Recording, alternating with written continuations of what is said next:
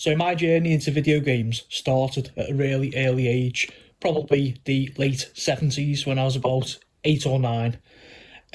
I went to my friend's house, well, it was actually a little flat, on a cold autumn night, and walked in. There in the corner, I've told this story many times, was a table with a little black and white TV on, and we were playing Space Invaders on the Atari 2600. I still remember it like it was yesterday, and I still love Atari today. I'm still like a massive Atari fanboy, like nearly 50 years on. So my first computer was a Dragon 32, bought from Dixon's in Birkenhead. I don't recall a lot of the games, it was pretty crappy to be fair. My first computer of note was the Sinclair ZX81. I spent many hours just typing in magazine listings, trying to get the machine working when the wonky 1K RAM pack fell out the back, and playing Monster Maze.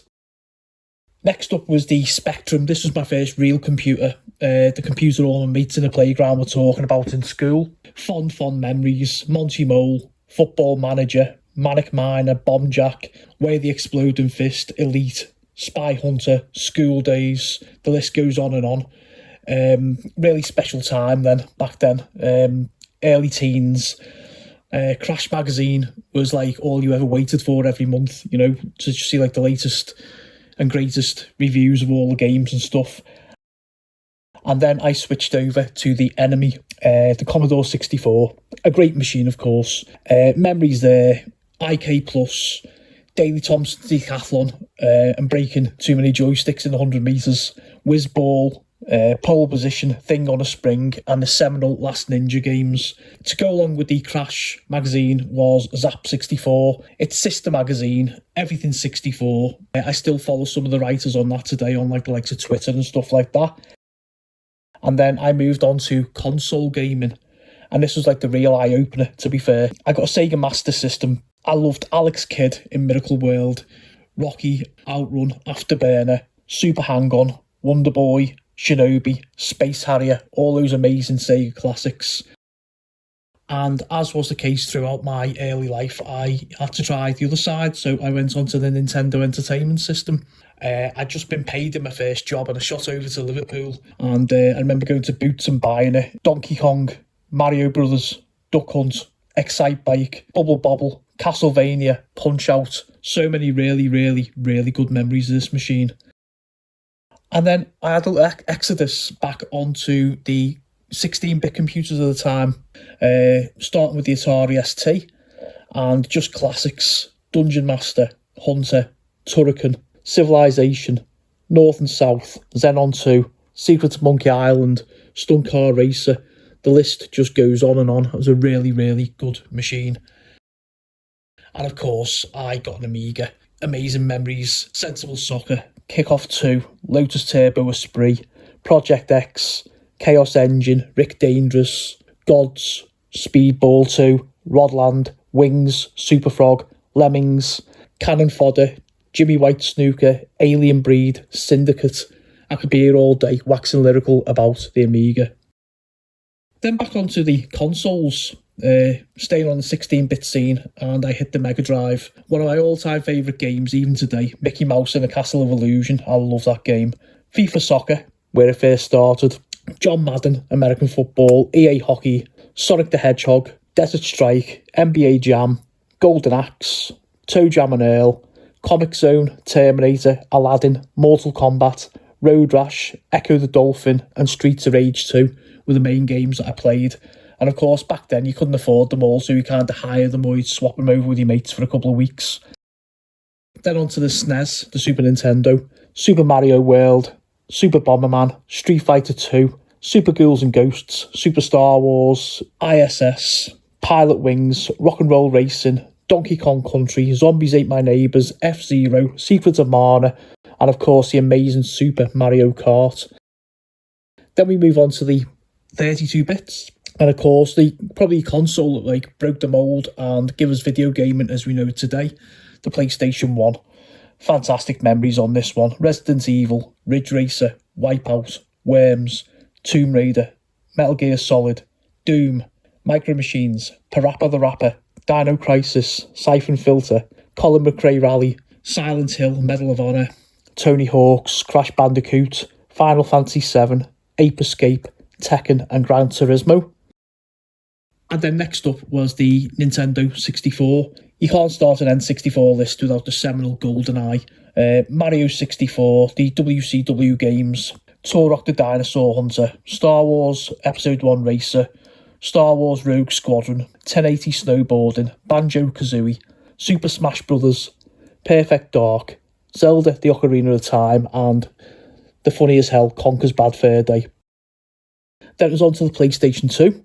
Grand Theft Auto games were just brilliant. This was like the generation that they hit. So it was like GTA 3, Vice City, San Andreas, then SSX Tricky, WWF SmackDown games, Devil May Cry, Mercenaries, Pro Evolution Soccer, NBA Street, Fight Night, Hitman, The Sims, Lord of the Rings, Need for Speed, and Max Payne were amongst the memories I have there. Then I jumped over to Xbox.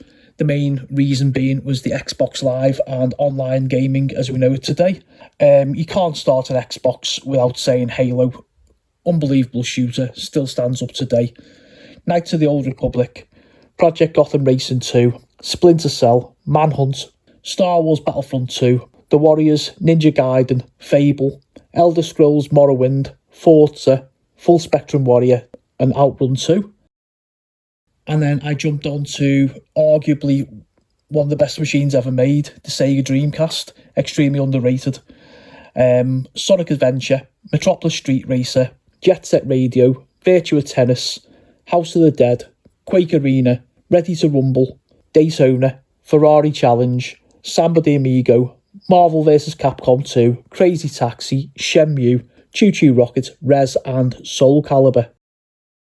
The next stop was the Nintendo GameCube. I love this machine and I've still got one today.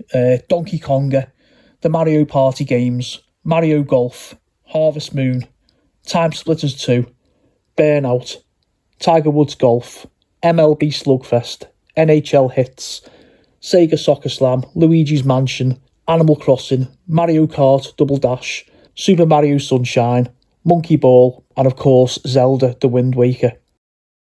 Then I went over to the Xbox 360 and played the first Assassin's Creed game, a series I've loved ever since. Role players were Mass Effect, they were brilliant. Guitar Hero, Elder Scrolls Oblivion, Elder Scrolls Skyrim, Fallout 3 and the expansion New Vegas, Grand Theft Auto 5, Bioshock, Red Dead Redemption, Borderlands, Gears of War, Call of Duty Modern Warfare, Batman Arkham Asylum, and of course Minecraft. A little hop over back to Sony and I got a PlayStation 3. Memories of that one, Little Big Planet, The Last of Us, Uncharted, Gods of War, Battlefield 4, and the amazing Alien Isolation. And finally, I jumped onto the Xbox One. No list to be complete without the Master Chief Collection, Halo of course, Assassin's Creed Valhalla, Red Dead Redemption 2, Grand Theft Auto 5, Fallout 4, the amazing Stardew Valley, The Witcher 3, and The Rise of Tomb Raider. And my most recent and probably biggest gaming passion of them all is the Evercade VS. This is an amazing little system which I cover exclusively on the channel. I love it for the indie games. There's a range of arcade games and classic games. All of them come on like little cartridges in a shell box with a manual, and it just takes me right back to the very beginning of my journey. I feel privileged to have been on this journey from the very beginning. It's just been amazing. I've seen from Atari, and Pong, right through to the greatest graphics, and now I've come back round, I've come home, and I've come back to retro gaming again, a hobby that I know I love, and I centre my YouTube channel around. If you made it to the end of this video, thank you very much. I really hope that some of my memories have, put a smile on your face and sort of shown you, the other side of gaming, the full journey. If you made it to the end of this video, thank you very much. If you haven't already, like the video, share, leave a comment below, and hit that subscribe button.